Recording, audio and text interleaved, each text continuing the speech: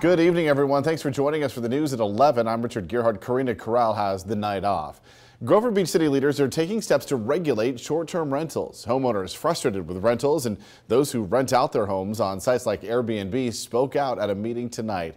KSBY's Melissa Newman joins us live now from Grover Beach. Melissa?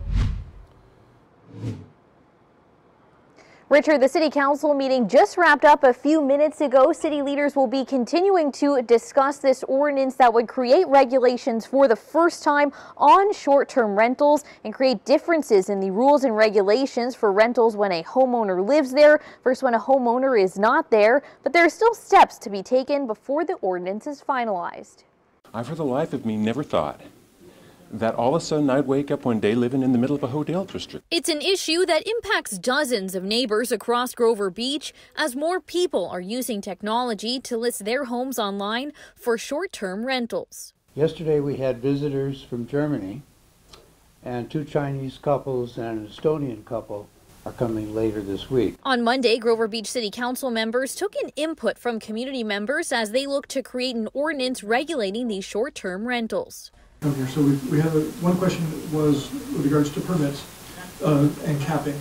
So if the council did cap the number, what does staff see as the process? The regulations would differentiate from rentals that are owner-occupied versus non-occupied and putting a cap on the number of permits allowed, 60 in non-coastal areas and 40 in coastal zones. Also potentially creating a first-come, first-served basis for permits and grandfathering in homeowners that have been running Airbnbs out of their homes for several years, a cause for concern for some who own short-term rentals. So I'd like you to consider people who are running SDRs in Pismo and Oceano, for example, as part of that grandfathered group. People have proven they can run SDRs. The city plans to use the fees created by the permits for a 24-hour hotline service where community members could call and send photo evidence and videos of their complaints about neighbors who own short-term rentals and then create citations, which is good news for people like Tony Serino, who says he's had trouble making reports about his neighbor's rental.